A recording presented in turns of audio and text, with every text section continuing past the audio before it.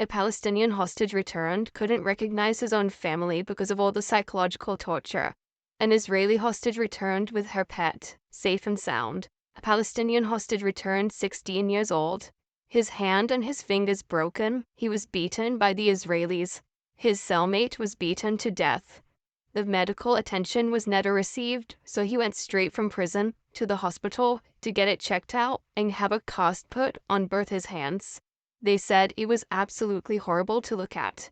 An Israeli hostage returned with her daughter, sending a letter to Hamas, thanking them for being so kind, thanking them for being her daughter's babysitter, thanking them for playing with her daughter, thanking them for being so generous.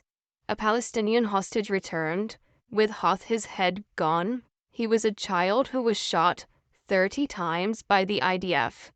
30 times. A chunk of his head was completely gone. Israeli hostages returned, thanking Hamas, smiling and joking with them, laughing with them, shaking their hands, and saying goodbye and farewell as if they were old friends. You cannot say that all the Israeli hostages had Stockholm Syndrome. You cannot say that they were all lying to defend Hamas. Because, first of all, Stockholm Syndrome is just a theory that has not been proven. And even if it had, only 8% of kidnapped people ever experience it. That's a very small amount, which means it's less than likely for every single Israeli hostage to have Stockholm Syndrome. By less than likely, I mean not possible.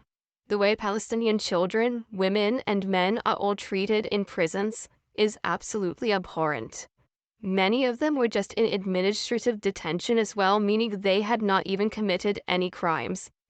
And some of their crimes are throwing a stone at an IDF soldier. That would lead someone to go into prison for 20 years. The difference in the way that Hamas treats their hostages versus the way that Israel treats their hostages should be enough for you to realize that you are being lied to.